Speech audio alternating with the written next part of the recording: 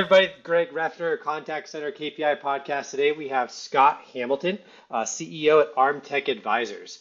And we're going to be talking kind of like fatal flaws in tech solutions, kind of some things to watch out for, some landmines to avoid stepping on, kind of maybe some best practices intertwined in there. So really excited to dive into this.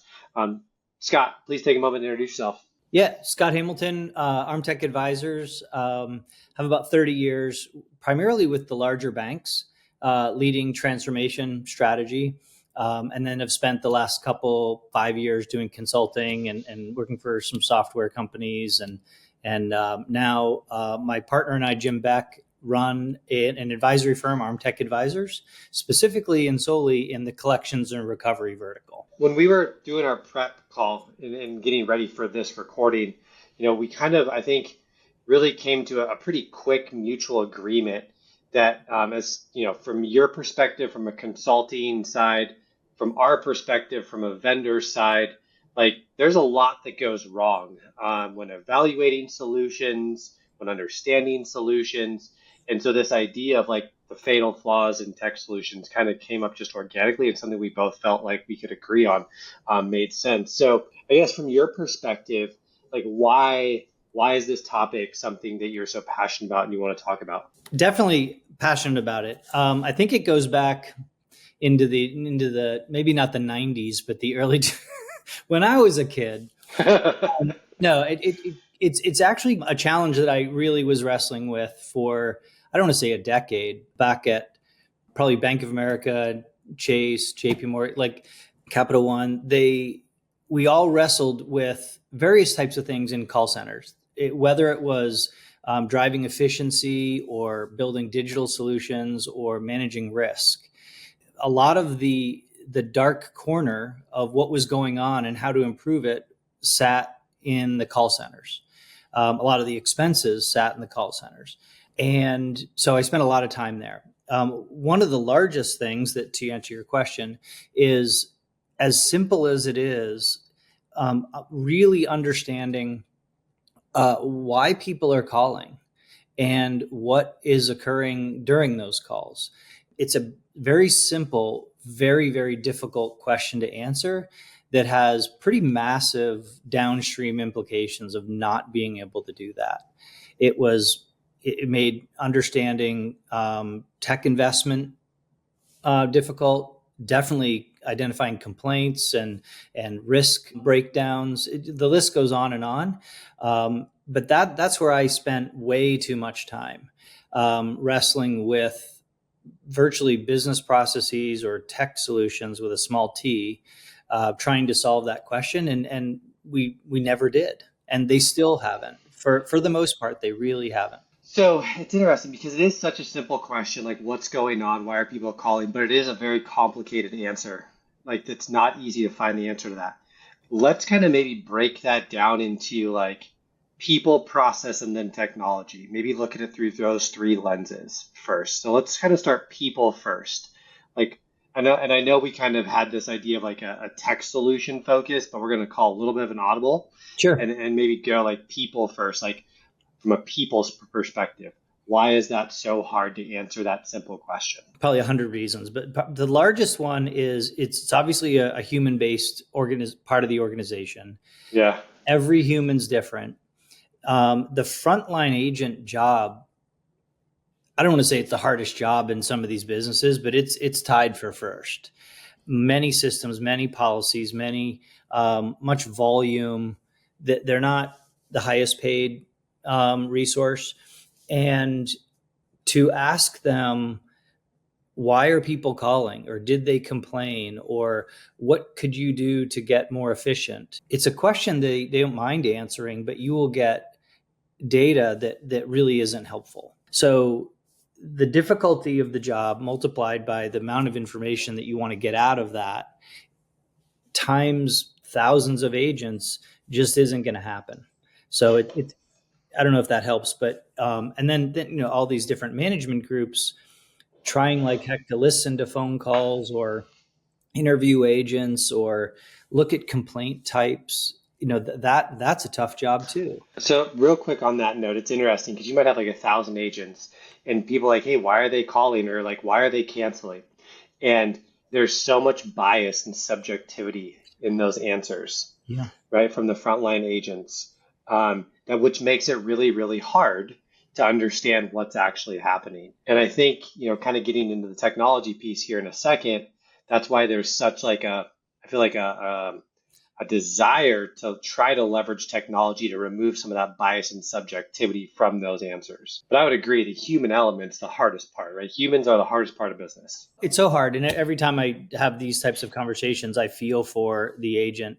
You give them a drop down box as to why people are calling, and surprise, surprise, the top two choices get all the answer, right? Like that's, you ask for customer surveys, that's bias. Anyway, yeah, just very passionate about +1 on everything you said, Greg. What is the process? Let's go. We kind of people are just hard. There's bias, subjectivity. Let's go process. Kind of where do things, maybe let's pick the top thing that you see where process breaks down. I think it's the disparate data. A consumer, from a consumer experience standpoint, they use the product, they directly, be it a credit card at a merchant or something. So there's some data in that data set. They might then call the IVR. That's a different data set, different experience. They might call the call center, different audience, different data set, and they might then complain. And they're all fantastic data sets, but procedurally, analytically, to aggregate and link that stuff in order to come up with some insights is manual, cuts across many different departments. You probably have to go up to the CEO in order to find where all those dots get connected. Priorities are different. It's expensive. So that would be one bucket. The other bucket is there are a lot of back office operations that take interactions either from online or branches or call centers and do subsequent research, be it disputes or complaints or account maintenance. And that's yet another multiplying data set that you'd love to connect all the way back to the original customer experience to sort of reverse engineer and solve the problem or understand the problem.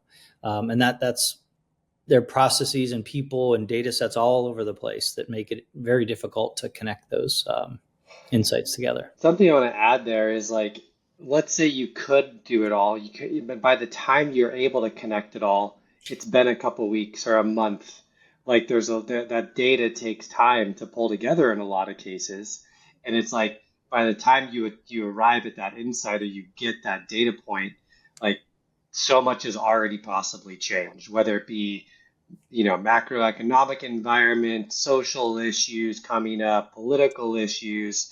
Like so much changes in our world so fast that if you don't have real-time access to data, not in a silo, like you're making decisions in the past already. I don't know if I'm getting shivers. It's cold out, but you just like gave me a decade of flashbacks to, I worked on a couple of consent orders in a bank. And that's a really bad thing, by the way, for anybody that has the pleasure, like take a left when that one comes your way. Or just call QA in general. Like to identify what's going on is manual. To then aggregate it into reporting to come up with themes is manual. To then loop back to where it came from, be it the agent or the marketing team or something, is manual. And yeah, you're exactly right. Weeks. And by then the agent has forgotten what the call was even about. And, Totally. And like, here we are. Yeah. Okay, so let's get into technology. So people, we agreed people are hard. Process, there's too much data, and aggregating that data quickly enough to be able to make decisive decisions on it is tough.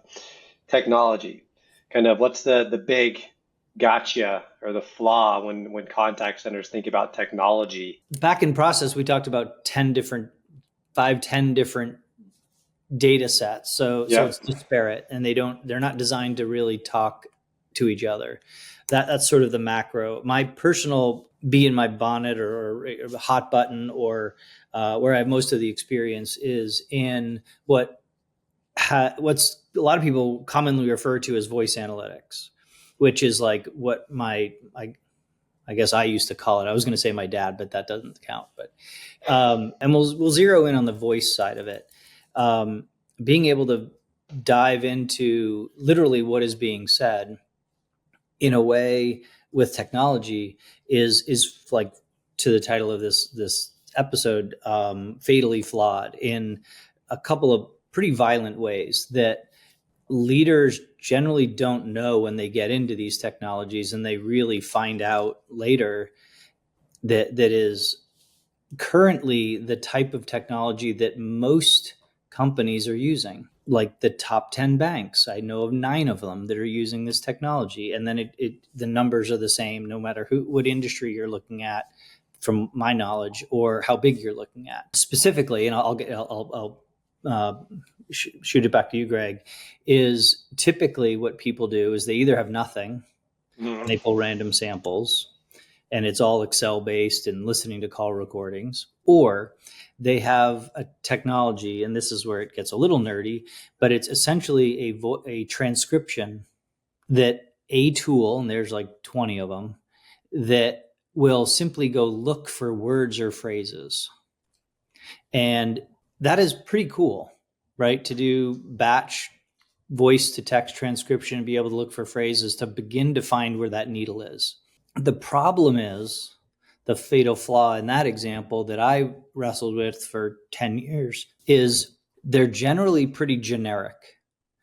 The transcriptions are generic. The words that you search for are what you and I could sit in a room for a week and brainstorm. And when you identify a word or a phrase and you search for it and it's in that generic transcription, it'll find it.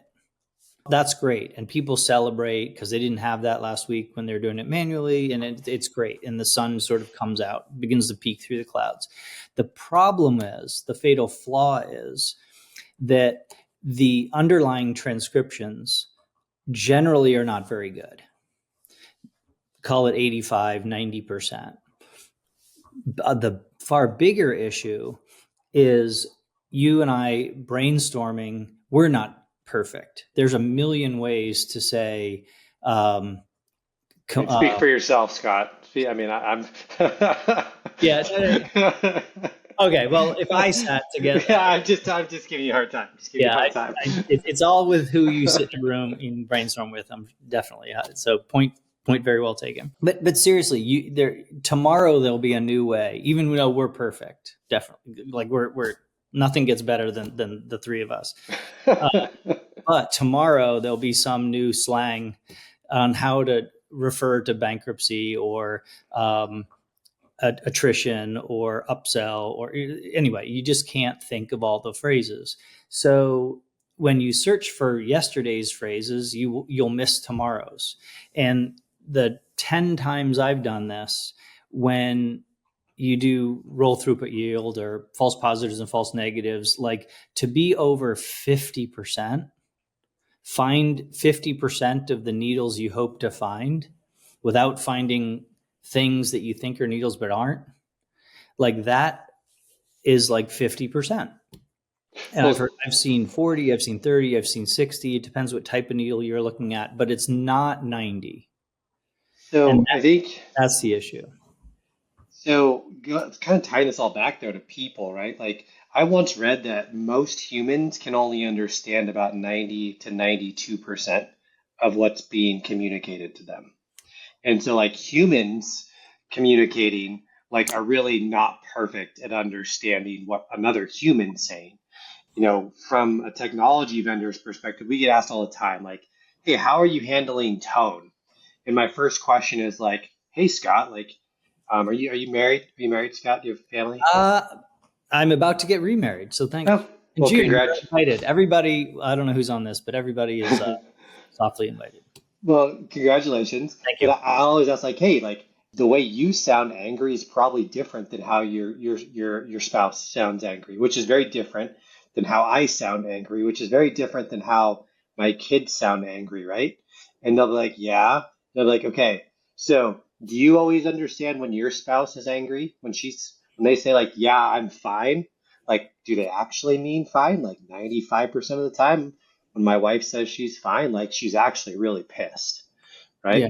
So like humans haven't even cracked that code of understanding each other, and we expect like a technology to be perfect at it.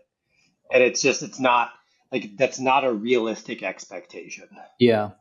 The in the QA space, you have 10 QA agents. They all listen to the same call. You do calibrations, right? Like that's a big important part.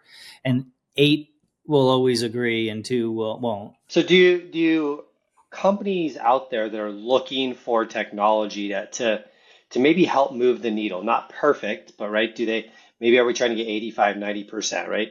Do they just have the wrong expectations? Has there been the wrong type of education in the market in terms of helping companies understand what realistically is capable of being achieved? I do think that the vast majority of firms have or have been burned by or are making the best of these tools that have been out there forever.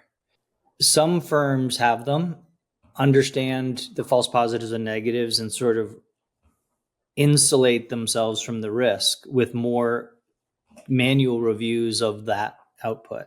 That would be probably where most firms are.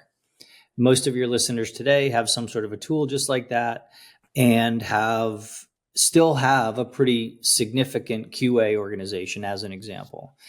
And I back 5 years ago were hoping to figure out if there was another set of solutions out there. And I don't know if this is where you're going, but the knowledge of what technology's been able to do over the past 5 or 7, not 8 or 9, has really largely solved this problem. But the expectations, the understanding, the knowledge, the comfort isn't there in mass yet.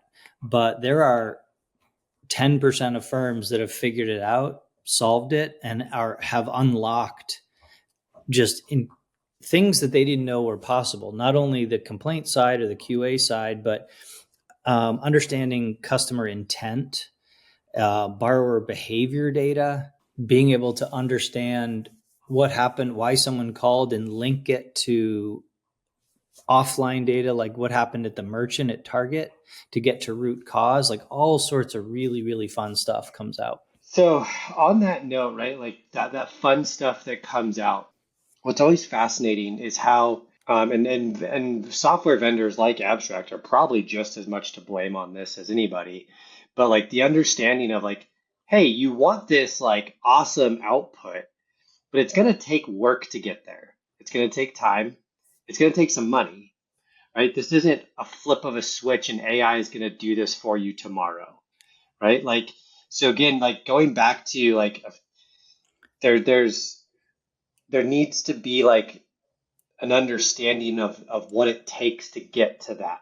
Because I feel like the past couple of years, AI has made everything seem like easy and instantaneous, but like you're working across multiple systems, human behavior, subjectivity, bias, like Yeah, that's not something that's out tomorrow.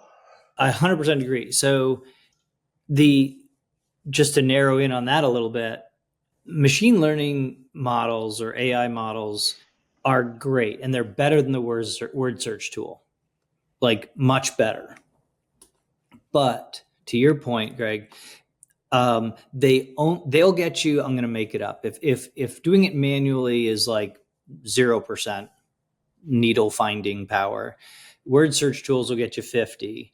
LLMs and AI might get you 70. But if and only if you train, we'll come back to that word in a second, train the models or train the AI to the specific use case you're trying to find, does it reach 95, 98? And once you get to 90, mid 90s or low 90s, it exceeds a human, which then unlocks all this fun stuff. But this training step, to your point, I think that's where you were going. You've got to not brainstorm more words. If you're in a room brainstorming more words, like call me, I don't know, call Greg and Claire, but like you're just not going to get there. Yeah. The models have to be trained on massive amounts of very similar data. That's in some cases for bigger companies, that's the easy part. reviewing the output and telling the model that it's wrong tens of thousands of times is the hard part. I mean, it's one of my biggest points of frustration with our customers is they'll run like 100 calls that are like 3 minutes long through it, and they're like, "How come it's not trained yet?" Yeah. And I'm like, I don't know what to do with you right Yeah. now. There's very few companies, and I'm not an expert in abstract, by the way. So just foundationally, those that are built on machine learning sort of tech stacks that are intended to not understand words, but to understand context is like the holy grail of what unlocks everything we've been talking about. But the only way those work is to your point, you have to put pretty large volume sets through, train the model with negative feedback as much as positive feedback. And if you're doing that for the first time in your data set, it's going to take a while, and it's going to take your labor. It's going to be a drag on your labor. I won't name the name of the bank, but it's in the top 2, in my opinion. So they have the data, the tech, the talent, the time.